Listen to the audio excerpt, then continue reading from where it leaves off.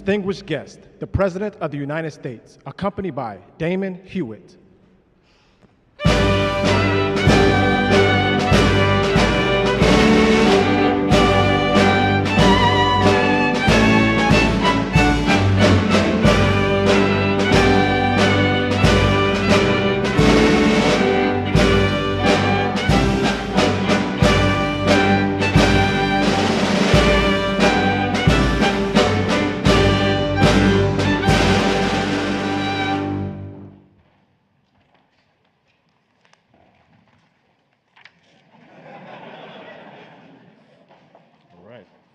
Don't you all look good? Good evening, everyone. I want to start by extending my deepest gratitude to President Biden and his incredible staff for welcoming the Lawyers Committee for Civil Rights Under Law to the White House.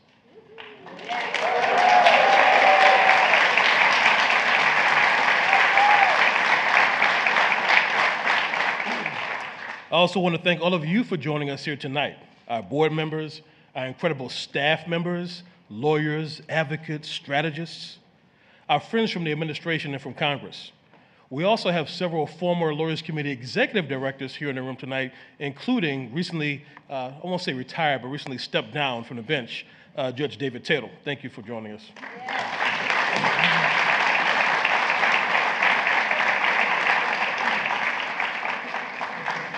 All right, I got you, yes. And Vixen. And Vixen the dog. In 1963, 60 years ago, President John F. Kennedy issued a call for lawyers to convene at the White House.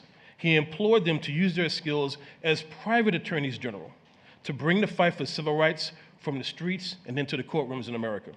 It was from that meeting that the Lawyers Committee for Civil Rights was formed.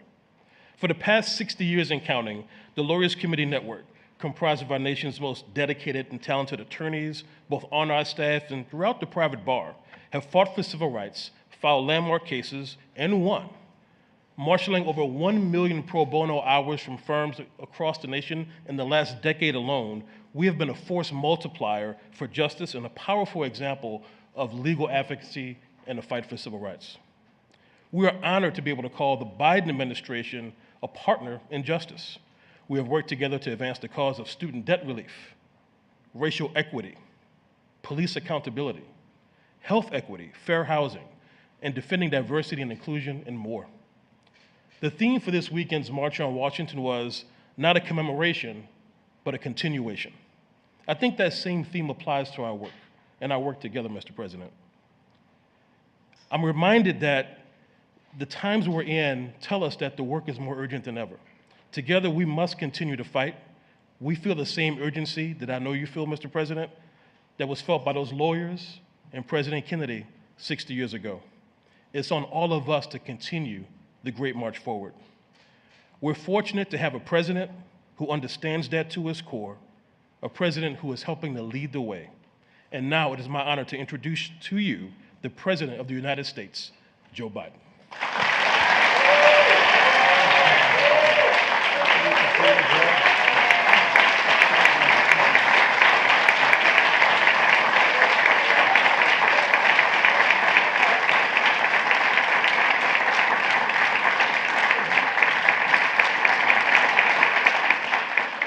Mr. President, thank you. Thank you, thank you, thank you. Please have a seat. Judge, what's the dog's name? Vixen. Vixen. Well, I tell you what, I got a German Shepherd upstairs. His name is Commander. They'd get along well. They'd get along well. Oh, all right, we can work something out here, maybe. President Hewitt, thank you, man. Thank you for that introduction and for your leadership of one of America's great civil rights organizations. Attorney General Garland, haven't seen you in a long while. Good to see you. Secretary of Homeland, you think I'm kidding? I'm not.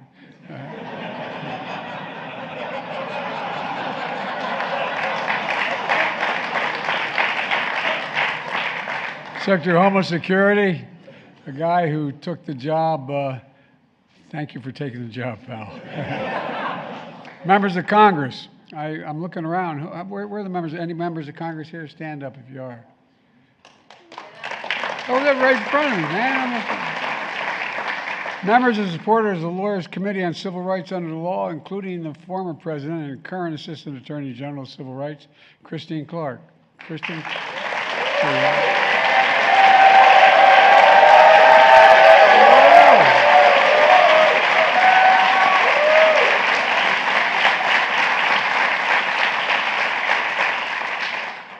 We're all too often reminded of what you do matters so very much, and you're reminded of that on a regular basis. On Saturday morning, the nations observed the 60th anniversary of the March on Washington. By the evening, a white gunman in Jacksonville, Florida, reportedly driven by racial animus, went on a shootings rampage at a store near Edward Waters University, a historical black university. 3 black Americans were murdered in cold blood. Racist violence today harkens back to the church bombings of the cross and the cross burnings. You know, in that same town, 5 years earlier, there were another 5 young blacks who were killed. While we gather the facts and law enforcement has opened a federal civil rights investigation to treat this as this terror as a possible hate crime, the act of domestic violent extremism, it clearly is. You know, but we know this, as I made clear in my inaugural address, white supremacy is a poison. It's a poison. It's been allowed to grow faster and fester in our communities to the point where the intelligence community is determined, the U.S. intelligence community is determined that domestic terrorism rooted in white supremacy is the greatest terrorist threat we face in the homeland. The greatest threat. We have to act. We have to act. After the racist mass shootings in Buffalo last year, I got an opportunity to meet with every one of the family members. The Lawyers Committee and other leaders helped us host a United We Stand Summit here in the East Room in the White House. We made clear that America is the most multiracial, most dynamic nation in the history of the world. All of us need to say clearly and forcefully as we can, that hate will not prevail in America. Hate will not prevail in America. But pause for just a moment. I thought things had changed. I was able to literally, not figuratively, talk Strom Thurmond into voting for the Civil Rights Act before he died.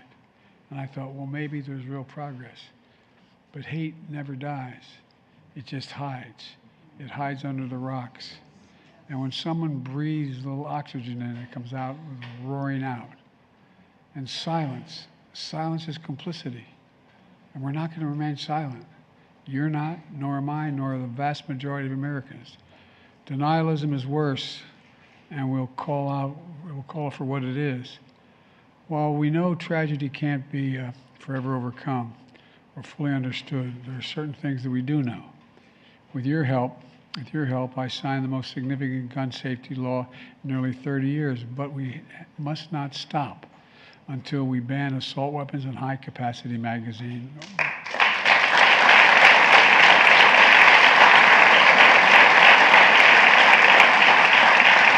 We're going to do that once, and we'll do it again.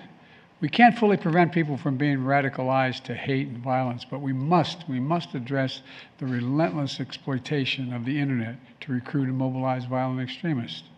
And that's going to be hard. It conflicts in many cases with the First Amendment. We got a lot to do.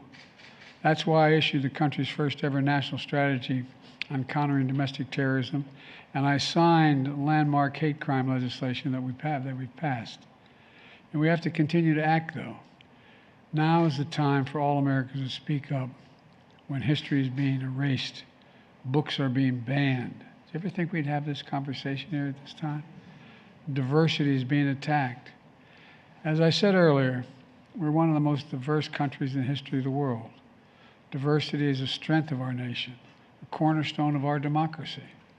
Now is the time for all of us, especially all of you, who make this your life's work to protect that essential truth. And that's why we're here today.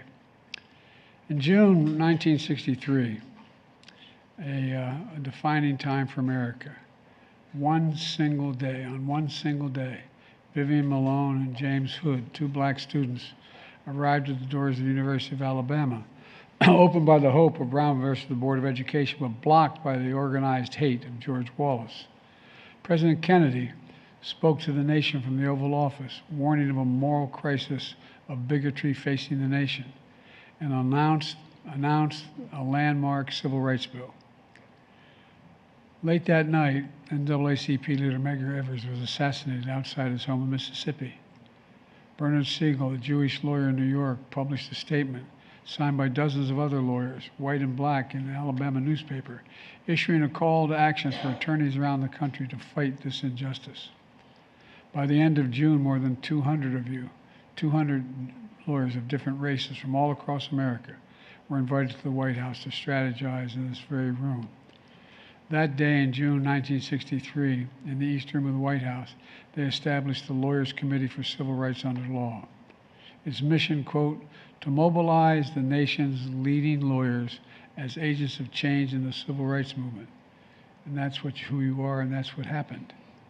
Over time, the committee evolved from volunteers representing individual cases to full-time lawyers leading broader high-impact litigation, voting rights, employment, education, housing, and so much more. Today, you understand civil rights as the unfinished fight of America, and you're leading the fight after having led the fight for the past 60 years. You've been critical partners to this administration for helping us bring and protect the right to vote, to chart new pathways to further equal opportunity in higher education, protecting the value of diversity and full inclusion of all Americans in the promise of America. That's what it's all about. To those who came before, to all of you here today, to future lawyers who will heed the call to serve, I say thank you, thank you, thank you, because the God's truth is it wouldn't happen without you as far as we've gotten. We need you badly. You know, as the Lawyers Committee was being established, another kind of planning was going on in June of 1963. The Philip Randolph, Bayard Rustin, Dorothy Heights, and other leaders of the movement were planning a long-discussed march that would finally come to Washington. The day after convening the Lawyers Committee, President Kennedy hosted march organizers in the Cabinet Room, expressing concern that any violence could derail the passage of the Civil Rights Bill. But the march organizers were undeterred. They would not be slowed. Their crusade was about the law and the nation bearing witness to the power of their righteous cause. So on this day in August 1963, hundreds of thousands of Americans of every background descended on Washington, D.C. from all over America, from all of America. They made their way to the Lincoln Memorial, where they heard from ministers, priests, and rabbis. They heard from heroes like Daisy Bates, the only woman to speak at the march, who spoke about the power of women in the movement. And she was way ahead of our time, way ahead of our time. By the way, there's more women in my administration than men. That's not an accident. And they heard from other patriots before hearing Dr. King preach about the dream that declared a new American anthem for jobs and freedom, political rights, and economic justice, to redeem what he described as, quote, the promissory note to which every American was to fall heir. A promise derived from the very idea of America, that we're all created equal and deserve to be treated equally throughout our entire lives. While we never fully lived up to that promise, we've never, thank God, fully walked away from it. Because because people never stopped marching, we secured the Civil Rights Act, the Voting Rights Act, and so much more. Yet, for all the progress, there is a backlash in heroes murdered, bombings of black churches, including the 16th Street Baptist Church in Birmingham, where 4 little girls were murdered. A reminder that throughout our history, when the great nations have taken great steps forward, they often are met by the oldest, darkest, and most vicious forces in that country, rising up and dragging us down again. That's why earlier today, I met with a group of our nation's civil rights leaders, including President Hewitt. And that's why we gather here in remembrance and in solidarity, as we cannot keep marching forward unless we are determined to do so. And it starts with the administration that looks like America, that includes our Vice President, Kamala Harris, who is co-chair of the San Francisco Lawyers Committee. For our administration, and with your help, it means pushing back against voter suppression, election subversion, and hate-fueled violence. It means when police reform is blocked in Congress, we work together in the civil rights leader's family and law enforcement, enabling me to sign the most sweeping executive order on police reform ever as we keep pushing for Congress to act, and we cannot give up until they've passed the John Lewis legislation.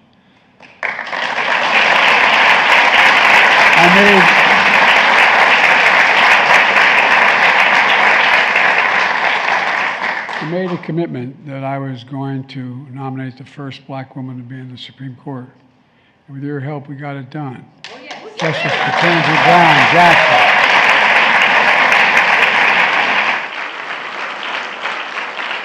You know, my daughter would say, everybody's going to be surprised she's smarter than those guys.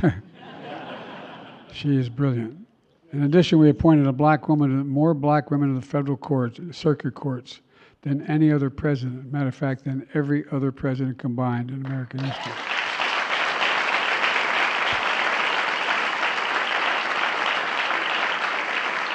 Many of you joined me to bill signing from making it clear that interracial marriage and same-sex marriages are protected, period. Making Juneteenth a federal holiday to mark when the last enslaved people of America were finally freed. Progress means a fundamental break with the trickle-down economics that promised prosperity for all, but failed Americans, especially black Americans, for so many decades.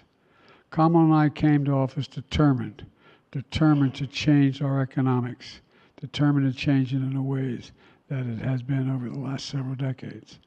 You know, the direction of this country is to grow from the in our view, from the middle out and the bottom up, not from the top down. That way everybody does well. The wealthy do very, very well, and everybody has a shot. We're investing in all of America, and all Americans, the entire nation's future. And I would argue our plan is working. But there are those in America who are so consumed with the worst of our past, with grievances and lies and hate and violence, that they're in opposition to almost everything. So we must be unyielding, recognizing that the great cause of America, which is giving everyone an equal chance, just everyone an equal chance. My dad used to say, Joey, a job's about a lot more than the paycheck. It's about your dignity. It's about respect. It's about, he would actually say this, not a joke. It's about being able to look your kid in the eye and say, honey, it's going to be okay, and mean it. It's a work of all of us to make sure we keep moving in that direction. We're reminded of that truth on this day that marks another defining moment in our country's history. 68 years ago today, Emmett Till was lynched and brutalized. He took his last breath at just 14 years of age for talking to a white woman. In him, we remember too many other black Americans lynched, drowned, burned, castrated for trying to vote, for trying to go to school, for trying to own a business, for trying to preach the gospel, for just trying to live, for God's sake. But we also remember the courage of people like Emmett Till's mother. I find this profound, all the years I've known of it, but it's profound. Emmett Till's mother insisted the casket of her son's mutilated body remain open so the world could see what was done to him. Imagine as a parent, imagine under any circumstance, you having the courage to do that, to let the world see. Any of you who've lost children, you understand what I'm talking about. It's profound. And she said, let the world see what I've seen. That's what she said. And Americans saw. And because she found purpose through her pain, I was able to sign the law, believe it or not, for the first time in American history. Think of this, for the first time making lynching a federal hate crime in Emmett Till's name. It took that long, 100 years. 100 years. Well, last month, surrounded by the Till family and friends, once again I signed a law establishing the Mamie and Emmett Till National Monuments in Illinois and in Mississippi. And I'm very proud to have done that. The story of how from trauma, hope can grow and the promise of America can prevail. That's what it's about. Let me close with this. Among the lawyers who convened in this room 60 years ago was the son of a carpenter, a domestic worker in Alabama. His name was Fred Gray. When Dr. King, Rosa Parks, and Claudette Colvin and other giants in our history needed a lawyer in their fight for freedom, they called Fred. Fred was one of the most important civil rights lawyers in our history whose legal brilliance and strategy desegregated schools and secured the right to vote for millions of people up to that point who had been denied the right to vote. An ordinary minister, he pursued a righteous calling that through him brought him back here. I was going to say threw him back here, but it brought him back here. It kind of threw him as well, back here to Washington, and in the same room 59 years later. And I had the great honor. I've read about him, and as a public defender and involved in civil rights myself as a kid lawyer, I always wondered what I got to bestow on Fred. 59 years later, the Medal of Freedom, our nation's highest civilian honor.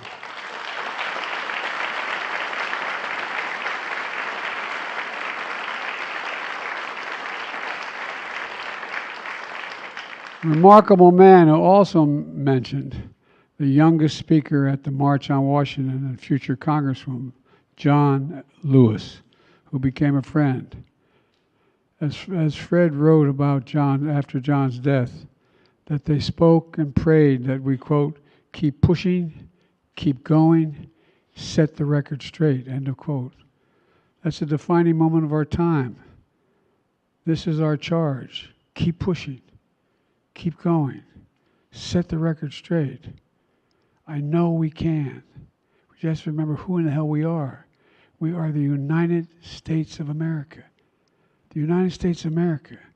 There's not a single goal we've ever set that we failed to accomplish when we did it together. Not a single solitary goal. It takes time, a lot of pain, and a hell of a lot of work. But also think of all the people, all the individuals, all the children you've all given hope to. It's not hyperbole. I'm being deadly earnest. Think about what you've done and what you continue to do. Let me conclude by saying this, that I think that we're at an inflection point in history, not just in the United States, but in the world. Every from 5 to 7, 8 generations, things change. I had in fundamental ways, I had a physics professor who used to say, an inflection point's when you're going down the highway at 60 miles an hour, and all of a sudden you take a right turn 7, 8, 10 degrees to the right. You can never get back in the path you're on. And you have a whole new outline, a whole new destination. You're not sure where it is. You got to adjust to it. Well, the way I look at it, and I know I'm referred to as a cockeyed optimist, but the way I look at it, it presents overwhelming opportunities in foreign policy, domestic policy, and civil rights. But you're still the engineers. You're still the people that are going to need to get it done. We have good people in the government now, but we're going to make sure that we keep you together because there's nothing beyond our capacity when we have you on our side. Every time I'd walk out of my grandfather Finnegan's home up in Scranton, Pennsylvania, he'd yell, "Joey, keep the faith." And my grandmother, "No, Joey, spread it. Go spread the faith."